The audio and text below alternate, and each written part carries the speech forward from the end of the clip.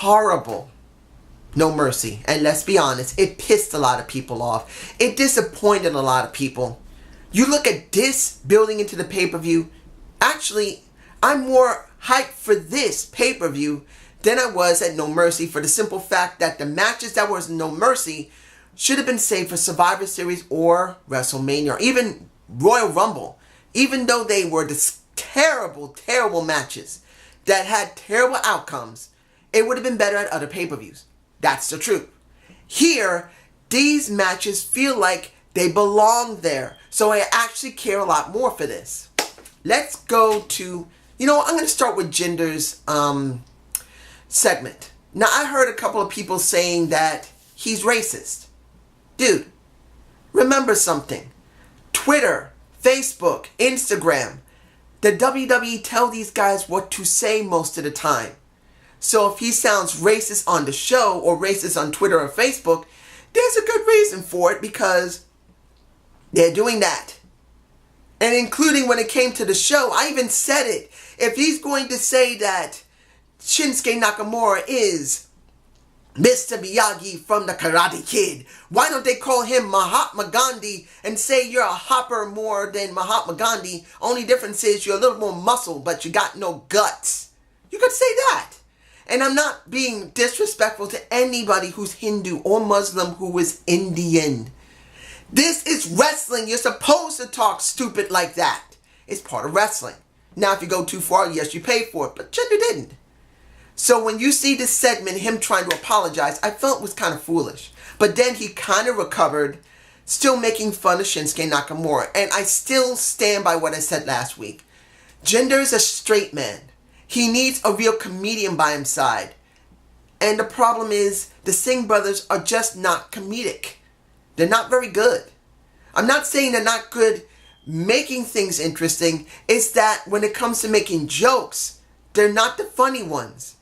And Jinder is a straight guy. It just doesn't work. So once Shinsuke Nakamura came in and kicked the head over almost everybody, well, it was coming. It had to happen. 2 weeks of nothing from Shinsuke, and then he does this. Actually was some decent booking. I'm not saying it was great booking, it was decent, because they didn't have an immediate response. So I'm alright with that. And I'm glad that there wasn't a situation beforehand much of Jinder getting over on Shinsuke.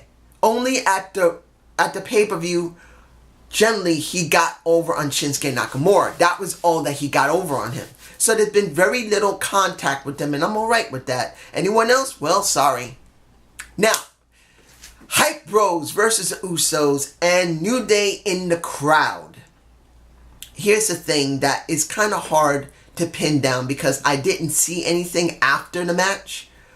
Hype Bros said something has to change. Why couldn't they have done a segment after that? Having them at least say something. Or, in this situation, have this at another day. Maybe the week before they had another match with somebody else and they lost. And then they show that they're breaking up or if they're going to stick together. Because now we're kind of hanging. Unless they're going to do it on YouTube. And that might be the only other place, unless you're going to wait until next week to try and rectify this, which that's what I think is going to happen. And finally, I said this. You look at my past videos. For the Usos going to Hell in a Cell, what did I say? For New Day going into Hell in a Cell, what did I say? Hell in a Cell should be a tag match of them being in Hell in a Cell. What did I get? I got exactly what I wanted.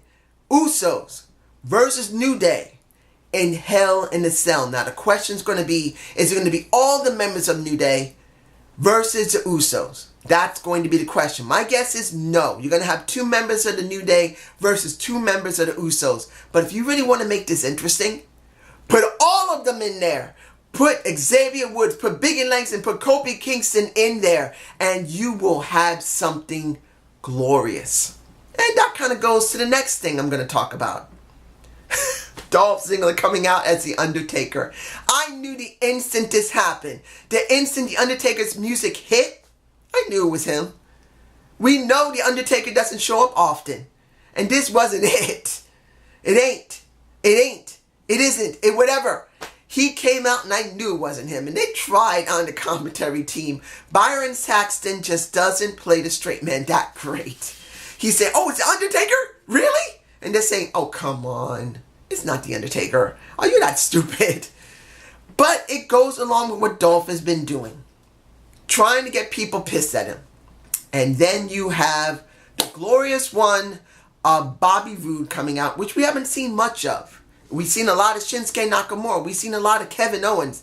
We even seen Sami Zayn, but we've seen almost nothing much of Bobby Roode. And what happened to the Bennetts? I'm not saying the Canellises. Bennetts. Someone say it with me. The Bennetts. I don't got a picture of them. Maybe I'll throw one up there. But anyway, Bobby comes into the ring. They have a little exchange. Bobby basically says, well, you say you're like this. I'm the same way. I want respect.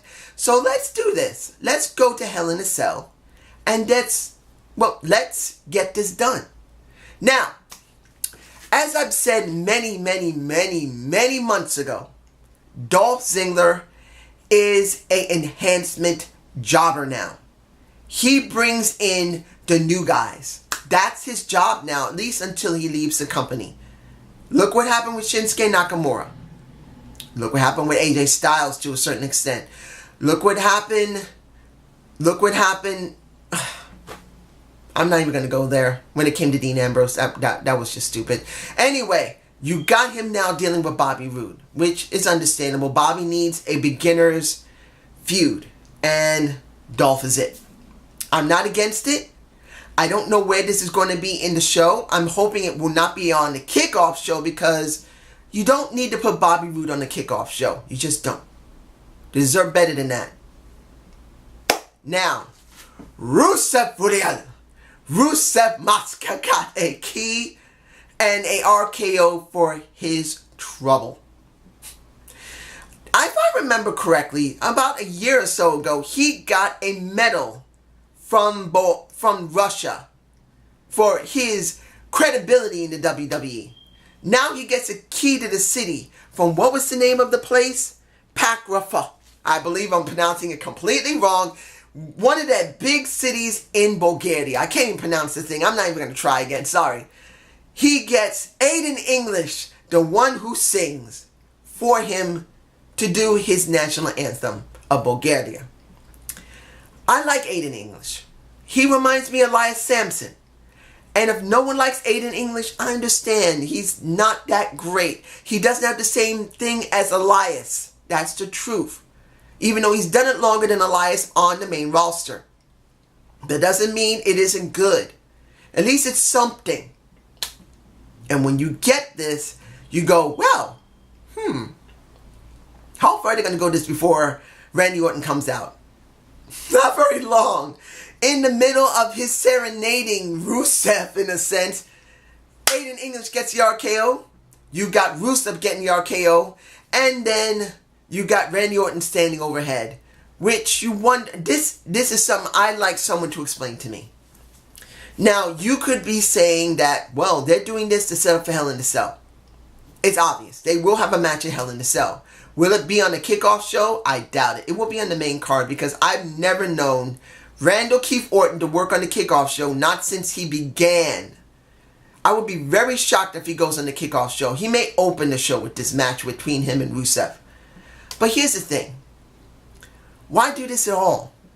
Particularly that if Rusev really is leaving the company, this really isn't helping him. And then worse, it doesn't really help Randall Keith Orton either. Rusev really isn't that interesting as he is.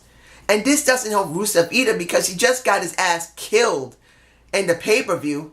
Then he gets back at Randy Keith Orton. And now he's going to go back to a pay-per-view. And even if he does get a win, does that mean he's willing to stay in the company? Or he gets this win and then he disappears? It just feels like it's not really that necessary. It'll probably be a fuller match at Hell in a Cell. That's what I'm thinking. I can't wait until next week because the Fashion Files is returning. I'm hoping I get an image of that.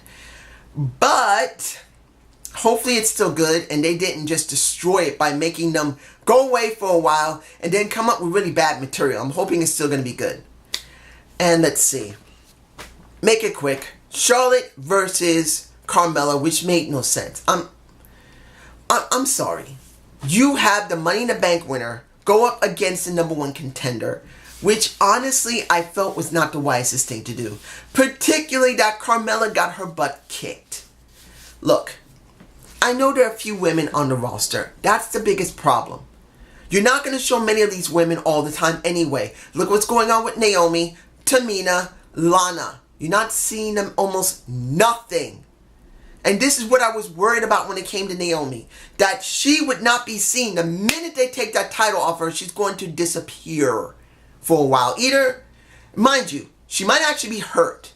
Or maybe she's going to do a movie. I don't know. I'm hoping that maybe she got injured. Or maybe she's going to be doing something for the company. Like another movie. I'll be angry if they give her nothing to do. Because they don't want to write her in. I'm hoping for that. For Tamina and Lana, it doesn't make much sense because you honestly just started doing something with Tamina. You started doing something with Lana. Why not have a match with Lana dealing with Charlotte? I know she's the manager, but you could say that they wanted to throw her out there anyway. But generally, you probably have Tamina versus Charlotte. Flair versus the Snuka. That would have been better. But this is what you get. You get a squash match. You get between Charlotte and Natalya. Who's the more good-looking one? You got one that's taller than the other. You got one that has more hips than the other. You got one that has more breasts than the other. You have two women who really, let's be honest, their voices can be a bit shrill. But if you look at them by their beauty, well, Charlotte's more better looking in only one respect, that she's taller. And Natalya's way more better looking because she has a more figureful body. That's just the truth. You got one woman that's muscular, the other woman that's more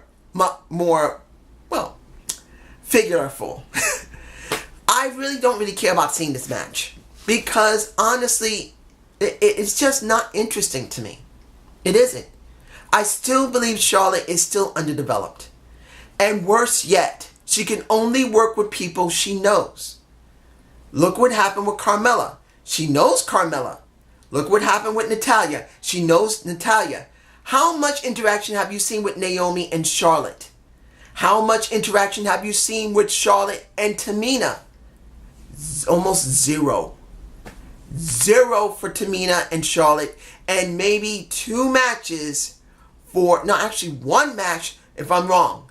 Tell me below. It should be two, but I think it's only one. Between Naomi and Charlotte. And that doesn't count tag matches. That does not count. That's just how I feel. Now, let's see. Anything left? If I'm forgetting anything, I'm sorry. You now have the final match of the night. Sami Zayn versus Kevin Owens. Opening of the show was good. Seeing these two made sense. Even though Sami Zayn would rather choke him, he still knows how this guy acts. And he's trying to tell him, look, you snapped. Stop. Then you got the saying, as you always hear from Kevin Owens to Sami Zayn, you wish you were me because I've done more than you. And because of that, now they have a match because of Daniel Bryan. Then you get the match. And I gotta admit, I was very confused. Why is Sami Zayn getting in so much offense? Honestly, it was way too competitive for Kevin Owens. Because if you want Kevin Owens to be a destroyer of Shane McMahon, he should not be getting so much trouble. At least until the ending, which made sense. Kevin Owens does exactly the same thing to Sami Zayn that he did in NXT. He threw him onto the ring skirt, hurt his back. Then he hurt him some more. Then he put a chair around his neck. Then you got Shane McMahon coming out. And then you have Shane McMahon getting hit in the face by the chair that is around Sami Zayn's neck. Unfortunately, I could not get that shot. I'll try and get it. I'm going to see if I can try and get that shot of him getting whacked in the face by the chair while trying to run past Sami Zayn. But in the end, you actually had a good ending. Not a great one, but a good one that hypes you for Hell in a Cell on the 8th of October. So this is what we got. We got Shane versus Kevin Owens, which is going to main event, which makes sense. You got Shinsuke Nakamura dealing with Jinder Mahal, which will not be the final match of the night. If it is, it is not wise. It should be the second match of the night. Then you got the Hell in a Cell with the tag team of the Usos and the New Day, which makes perfect sense, which I am hyped for. You got Dolph Ziggler going up against Bobby Roode, which might open the show or be the second match of the opening of the show, next to Randy Orton going up against Rusev. And then in the middle of all that will be Charlotte, and it's going to be Natalya for the women's title match. And maybe if we're lucky, Carmela will cash in and take it from one of those women, because I'd rather see Carmela have it now, because I don't care about Charlotte. And the problem is, when it comes to Natalya, she really has no one to work with. That's just me. This was a solid show that's now hyped me for Hell in a Cell, which makes sense. Remember, ladies and gentlemen, the reason No Mercy sucked so bad, it wasn't the fact that the matches were terrible. They were. It was the fact that these terrible matches should have been on the main show of the Survivor Series or Royal Rumble. That's where it should be. But this is just my point of view, guys. Tell me below. Have a good day. Have a good night. Peace.